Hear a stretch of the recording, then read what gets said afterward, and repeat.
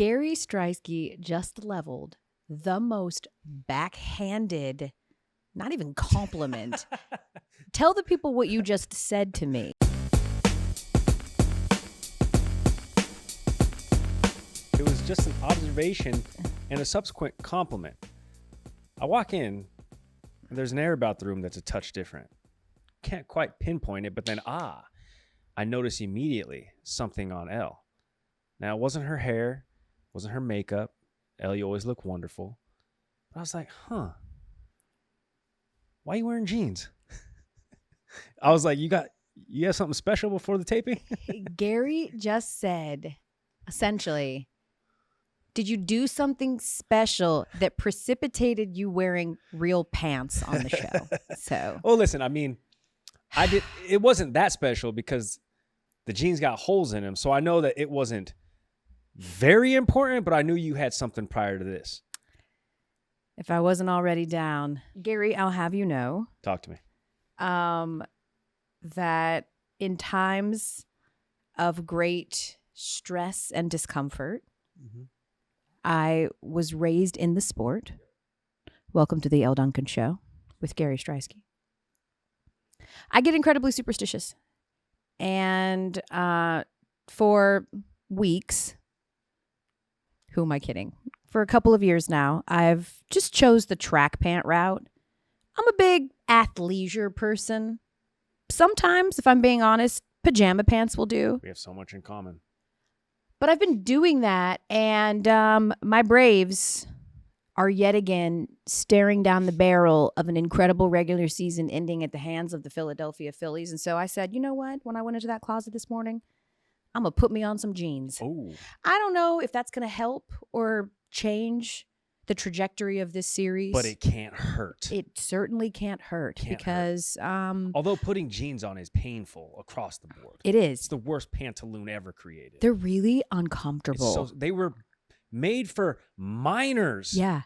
Like people who would go into mines for coal. Yeah, not and small gold, children. Not for children, although they do make jeans for miners, but we're talking NORS. For people who were scraping their body against rock and didn't see sunlight for 12 hours a day, and then when their shift ended, they would just go home, no sun, under the moon, just to do it all over again. Quite lucrative for one Levi Strauss. Yeah. But again, jeans are the worst. It was practicality at the time. Now we've just gotten crazy. I mean, my jeans have giant holes in them, and I bought them that way, right? Like this is insane, and ludicrous. But I'm doing all of this, of course, because as it sits here on this Thursday that we're taping, hours before first pitch of what could be an elimination game. Don't be so NLDS. pessimistic, even though, God, the bank was rocking last night. So after the Braves beat the Phillies in game 2, come back from down, 4 runs, 5 runs, or whatever, 4 runs, they end the game on a historic double play that's never happened before. Michael Harris Jr. leaping catch. Some might say that what Austin Riley did rivals that of the captain and the flip. I'm not saying that. Some might. Whoa. Okay. They double up Bryce Harper. And I remember at the time, my group texts were going off. People were laughing. I love that it happened to Bryce Harper, like that guy, The show group, when I come in yesterday, they're laughing like, I'm so glad that happened to Bryce Harper. That was hilarious. Damn, that's crazy because on your show group, you got a couple Orioles fans. I do. So that's bold, Zach. Yeah. Chris. But you know what I saw on that field when that happened, amidst all the celebration, relief that at least we wouldn't get swept? Dodgers. Why are you so pessimistic about the series going into it? You're the best team in baseball. Because it's the Phillies, because of what happened last year, obviously. And, well, I mean, it's proving me right. They are a playoff team. But I think where I'm at now, as I'm watching this, because I saw Bryce Harper, right? I saw that look in his eye.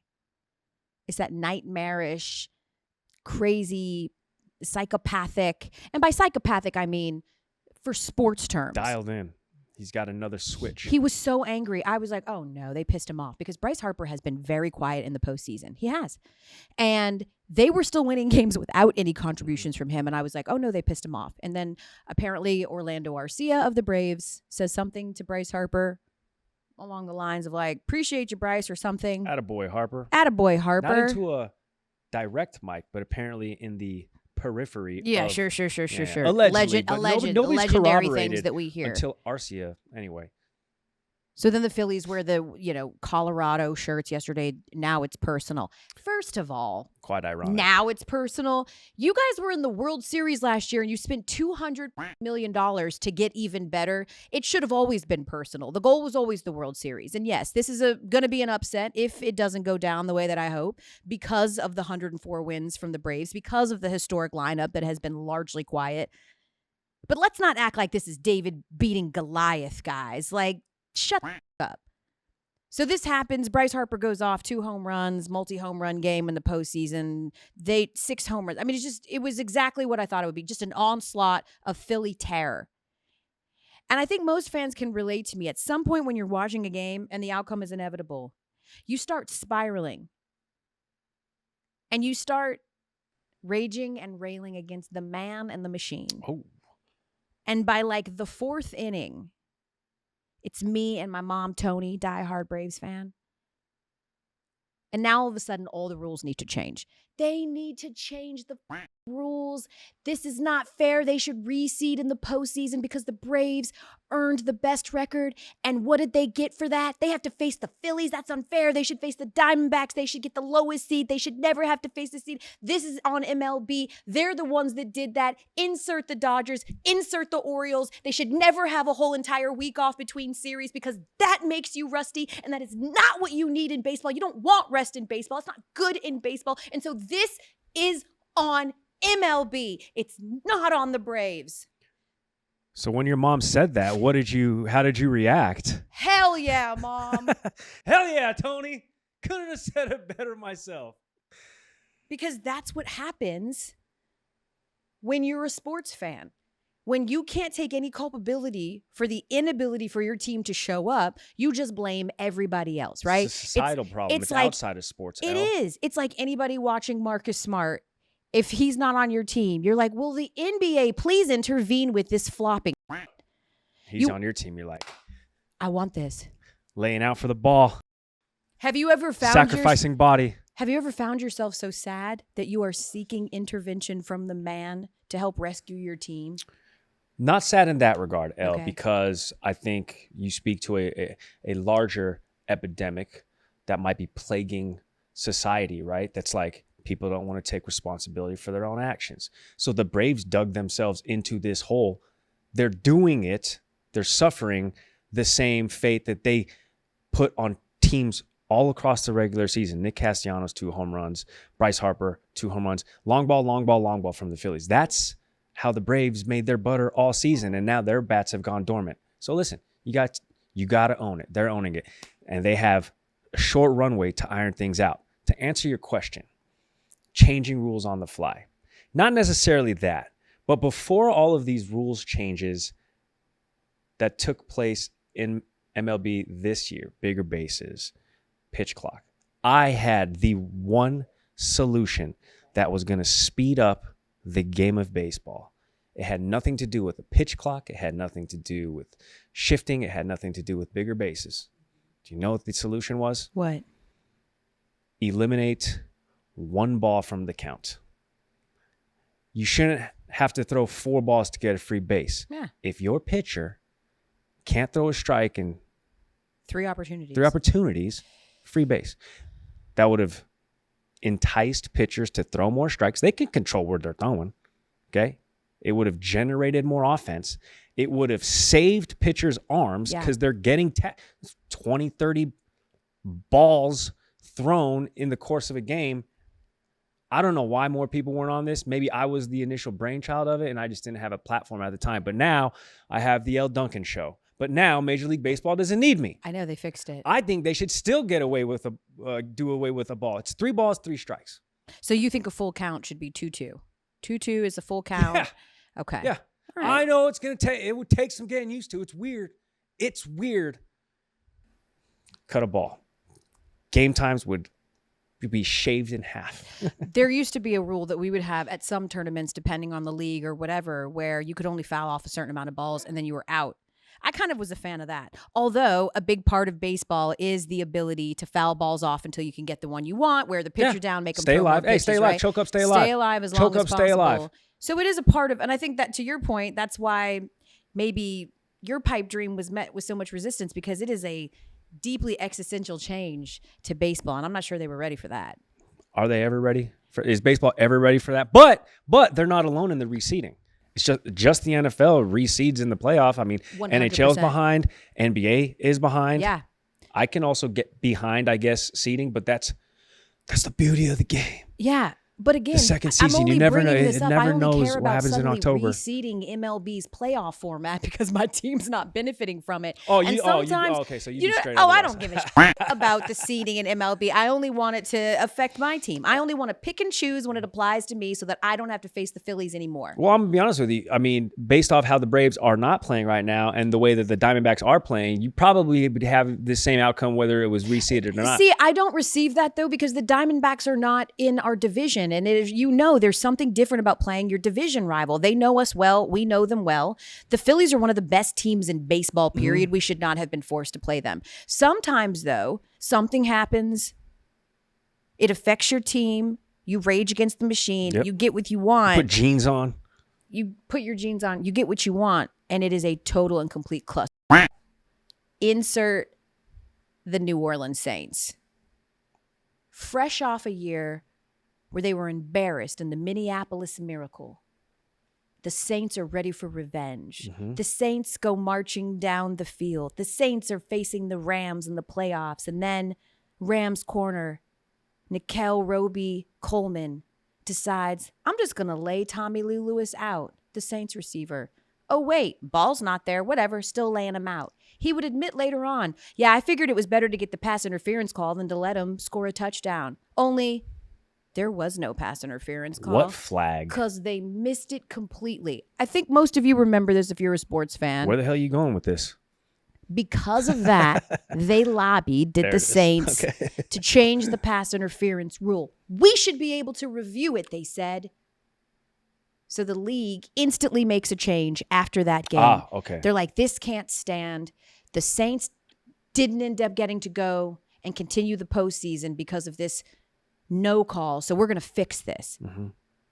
And do you remember what a total show that was for the 1 year that they had the pass interference reviewables? Everybody thought everything was pass interference. Everybody thought everything wasn't pass interference. It was a nightmare, Gary. There was 100 pass interference calls, I believe, that were actually reviewed, and only like 20 of them were overturned. The odds were horrible, and they punted on it after 1 year. So you just have to be careful for what you wish for, because ultimately, you just might get it. You're the one asking for change. I'm just here, man. I've been here 3 days. All right, let's get to the NFL. Let's get there. We're there. Thursday night, baby. 15 game.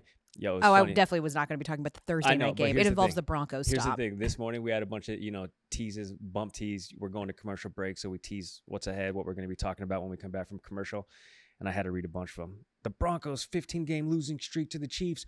What's the recipe for them to break? And I'm even thinking to myself, there ain't no recipe. There's no recipe. They're not winning. No. I don't care who doesn't play for Kansas. They are not winning. Although, yes, it's a divisional game, divisional right, but they're not winning. No, they're not. This ain't happening. This thing's going to be over at halftime. Patrick Mahomes literally could play on one leg. Yeah. If he wanted to just go ahead and try and see, he probably could still beat the Broncos at this point. It also gives you a little peek, by the way, into how we do television. When you have a really horrible matchup, especially on a Thursday night game, which really kicks off the new week, and it's bad, when you're talking about it on air and when you're sort of promoting it, it's not our game, so we don't have to promote it as much. It's kind of like, week 5 is loading. We've got week 6 is loading. We've got this. We've got that. We've got the Broncos.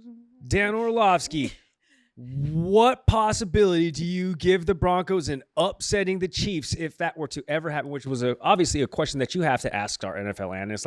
In what reality that exists right now would the Broncos have to do to pull off a massive upset? At this point with Dan Orlovsky and film and the Broncos, we need to be asking him things like, when you watch the tape, are we totally certain that the Broncos know what a line of scrimmage is? All right, but here's the thing. He had some Are answers. we totally sure that they know this isn't two-hand touch? Because watching them sort of would make you think they don't. He had some answers. I was like, you know what, Dan, you got a good point. The Broncos might pull this one. Hey, but that's just the power of our analysts, man. They study tooth and nail. They see everything that we don't see, and they give you a reason, albeit the slightest sliver of a reason why maybe, just maybe, if everything aligns, it ain't gonna happen. We're just trying to sell you, Yeah, you know, exactly. we're trying to sell you, but there's nothing more indicative of a bad week to start the new NFL week, a bad game, than the conversation that is currently circulating all over TV. Because you see, friends, if we have a great game, like if this game tonight is the Niners and Bills or the Eagles and the whoever's, we were talking about this game. And this game alone, and we were coming up with 100 different storylines. But since we don't have that game, we're talking about, is it Bill Belichick or Tom Brady? Ah, there it is. Sometimes you just got to play the hits. Sometimes you just got to play the hits. It's like no new music's coming, so let's just play the hits because the crowd will like it. But wait, there's more, because after that conversation, MJ or LeBron, who's the GOAT? Could Serena Williams beat Roger Federer? It's like, good God, we go back to the same bag. But this, of course, has been reinvigorated because on our very air on First Take, Shannon Sharp, who I love so much, Broncos fan for life, love Shannon Sharp, you're my guy, weighed in and decided to share that he has come to a mea culpa when it comes to how he always viewed Tom Brady. Listen. But I think I owe Brady an apology because I don't think I gave him enough credit. Or I should have given him even more credit. Because what Brady allowed Coach Belichick to do, Brady is the largest eraser in pro sports. What took him so long? So you're on team, and I know you man crush fangirl drool over Tom Brady. You're on team Tom Brady was the key ingredient to the success, not Bill Belichick. It was never more evident than in 2020. And I know a lot of people, listen, over 20 years of a body of work between the two, there are arguments for both sides. 2008, Brady goes down. Matt Castle leads the Patriots to 11-5. Yes, they missed the playoffs that year, but oh yeah, see, Bill Belichick can get it done with any quarterback. Tom Brady goes down game 1 of the season against the Chiefs. And it's Matt Castle who steps in to lead a Patriots team to 11-5. Nothing more indicative, though, after we get the entire body of work that Tom Brady goes to Tampa Bay, a team that he signed with, of course, after leaving New England, a team that finished 7-9 the year prior with the same everybody. Everybody was the same. Except quarterback. Yes, except the quarterback, and wins a Super Bowl. Since then, New England has not won a playoff game. What what more evidence do we need? I don't think we need to make it rocket science. I don't think we need to present this as an argument at all. I think this is the stupidest argument of all time. Because you're rocking with Brady. No, What? it's not. No, I think it's stupid because these things are not comparable. Like, I think it's stupid to compare MJ to LeBron because they never had a chance to play against each other in that way. And eras are different, and we all understand that. But at least they both were players. How do you compare a coach and that's like saying, which one was it? Was it Richard Petty or was it Carr? It was his Carr. It was both. It was the talented Richard Petty that allowed himself to take advantage of an incredible Carr. But at the end of the day, he still had the best car at the track every single time. These are not comparable things. Tom Brady needed Bill Belichick in the same way that Bill Belichick needed someone that adopted to winning the same way that he did. They both just had this innate desire to win and do whatever it takes to win. And I think that the combination of those two things together is why we saw such an incredibly successful run. I have no idea if Tom Brady would have won another 5 more championships in Tampa Bay if he had had more time on his side. I don't need to know because he spent 20 fruitful years in New England, and it was the best duo that we ever saw all time, the most successful coaching quarterback duo ever. And if you are to believe that that's because they worked in tandem, like Tom Brady has said, I think that makes more sense than trying to say, was it Bill or was it Tom? You can't ever have an answer definitively in those things because they inform the other. Sure. Tom Brady went to a Bucs team that was loaded. They were loaded after with he got talent. there. The only thing they needed was a quarterback. He had Bruce Arians, who is like an offensive mastermind. We like to throw him. This situation worked out really, really well. And it was fun and knee-jerk in the moment to go, see, it's Tommy. But these are just not things that you can compare. I think the argument in and of itself is stupid. There's no validity. You can't compare who's more important, the coach or the player. I mean, on its face value, of course the player is the most important part. They have to go out there and actually do it. But to say like Tom somehow won because Bill is wallowing it, this is what happens after you lose a generational talent. Good God, Lord knows we know. We lost John Elway. It was a long time before we hand-plucked another one and Peyton Manning to come, and it's been a long time since. This is what happens. They are rebuilding. We wanted to believe because Bill Belichick's a genius, because of a 5-game sample size with Matt Castle, because of a handful of games with Jimmy Garoppolo, that somehow Bill Belichick was going to be able to make sugar out of this roster. And to Shannon Sharp's point, yes, Tom Brady was the great deodorant over what were at times stinky receiving cores, stinky running back cores, stinky defenses. Mostly their defenses were good. But this is just an invalid argument, and I'm tired of having it. And I'm not defending Bill Belichick here, but that's not how this works, you guys. There's a vehicle, and then there's like a conduit. Like there's a conduit to being successful, and they both were the conduit to each other. I don't know what to do with my hands here because, first of all, Elle, you said you're tired of having the conversation. You brought it up. I was perfectly okay with talking about baseball or talking about other stuff, but you're the one who brought it up. Secondly, you could see poor Gary's face. Like his eyebrows are just like this the whole time. Like, secondly, somebody in the comments was like, look at this dude's eyebrows. I was like, what's wrong with my eyebrows? Sorry, I'm expressive. That's a no Botox face, baby. I know. Look at you. Secondly, you can still move. Great NASCAR pull there. Okay, just to the going Richard Petty. But I think that's important, totally though, Gary. I think those are that's the comparison. It's not like comparing Richard Petty versus Dale Earnhardt Jr. In because modern they did days, the same it's thing. Max Verstappen and Red Bull far and away the best car. So I totally get that. Exactly. It's the combination of both. You do F1. But I'm listening in between the lines here, and I know, of course, you can't say who is better. They play completely different roles. Who needed more? Who was the question I'm getting to, and Belichick needed Brady more. Belichick's the GM. He constructs the team. If it's a bad team, it's on Belichick. Brady helped correct that. And you were saying, the Broncos example, nobody came in there to win meaningful games until Peyton Manning hand-plucked by John Elway to come in here, save the franchise. It wasn't a coach who was hand-plucked. It wasn't a position player. It was Peyton Manning, take you from this situation, plop you in here. The player's more important. I think the Brady-Belichick, okay, that could be a tired argument, but across the board, the player is more important than the coaching in these scenarios, quarterback scenarios. Yes. Because you can get a fantastic player to go to a situation. Randy Moss before he went to the Patriots with the Raiders. But in this specific argument that you don't want to have, even though you brought it up, Brady. I would agree with you that yes, like relatively speaking, the player, of course, is the most important component. But what I mean specifically in these two, with this duo, with this specific debate, a partnership that was the most fruitful partnership of all time. One that like probably will never be marveled ever again. Ever. Maybe Patrick Mahomes with Andy Reid, right? They doing commercials. And then together. are we going to be asking the same exact question? And I think it's because of this sort of the last few years with Tom Brady in New England, it was very apparent that it was starting to become a rift in the middle. Like, is this Bill's team or is this Tom Brady's team? And I don't know where that came from. I mean, Seth Wickersham has an amazing book that really talks about sort of the fall of the dynasty and the dynamic of the relationships. But I just think that, like, this is not, if you're asking what led to 6 championships and the most dominant run, 20-year run we've ever seen in all of sports, both of them.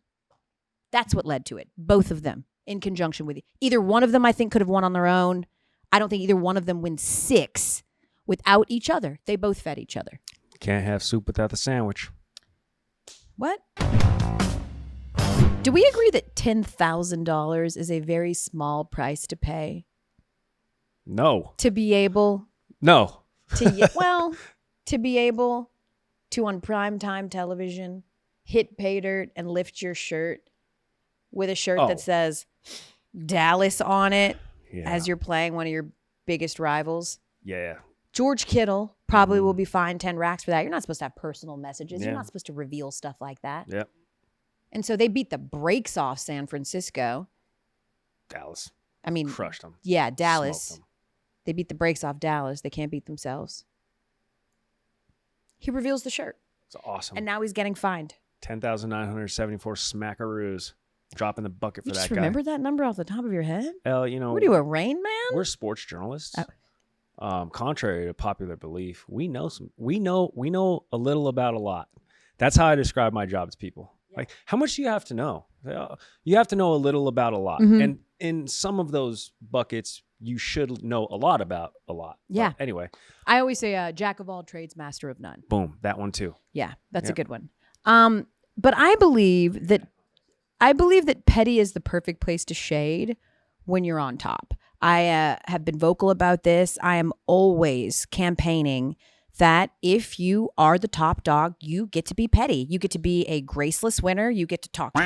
You get to throw shade. You just get to be all around nasty if you want to until someone dethrones you. And I love the fact that that message has reached the Bay Area because Kyle Shanahan, the head coach for the Niners, on Wednesday, when talking about this week's opponent, the Browns, and the tough test that the Browns defense will face, he decided, I'll talk about the Browns, and I'll throw a little pot shot at the Cowboys too. I mean, this game is, to me, the biggest challenge we've had so far. I mean, thought that was going to be Dallas, too. We thought that was going to be Dallas. That's good. That's just stream of consciousness. But it was such a subtle read. It was so beautiful. This is going to be a huge challenge. I mean, we thought it was going to be those losers in Dallas, but they're a bunch of so that didn't happen. Yeah, which is what he actually said, but we played the edited version. Yeah, that was a cleaned up version. Yeah, golly. But listen, hey, when you're on top and when you're also George Kittle, a multimillionaire, $11K, dropping the bucket, paying homage too to the OG F Dallas, Gary Plummer. Shout out to Gary's. Not very many of us out here making waves in the sports world. So my man Gary Plummer. Yeah, what's your like Mount Rushmore of Gary's in the sports? Gary Sheffield. I'm glad you asked. Okay. Peyton, Sheffield, Peyton the third, Okay. not junior. Yeah. No, Peyton the second. The rather. mitten. The mitten. Not the glove, the mitten. He's the man. Gary Trent Jr. Okay. And I believe that rounds out, and then Gary Sanchez, Twins catcher. Yeah. I believe he was with the Twins most recently. Yeah. But there's not many of us. Not many Garys out there. I just want to acknowledge that was a question I thought you maybe had never thought about before, so it would take you a second. But you've clearly thought about this a lot. You had that one ready. Oh, that's funny. In the chamber. You must not watch SportsCenter Snapchat when I don't. host. When anytime there's a Gary that makes a highlight, we literally have a motion graphic banner that falls like royalty walking into a palace. It's dun, dun, dun, dun, dun, dun, dun, and then it's an unraveling scroll with headshots of all these Garys popping up, Oh. me included. Well, now that you've told me what it's all about, I'm definitely not going to There's only like 5 or 6 Garys, so we got space. We got space for all those future Garys out there that are in elementary school right now. Wait, do you think that your name, because of Snapchat, because you do speak to a younger audience, that you could be the new Jalen Rose, that you could inspire a new generation of Garys, that maybe 20 years from now, there'll be all these Garys that are playing sports and will be able to do a 30 for 30 on the So sick. Yeah, on where it originated from Gary Striewski. I'm like, it wasn't that damn snail. It was me, Gary Striewski. I kind of vainly, every time I see like someone on like Facebook or Instagram with a baby and their name is Elle, I just assume it's inspired by me. Yeah. Little do you know, that's baby Ellie. We'll see you guys on Monday.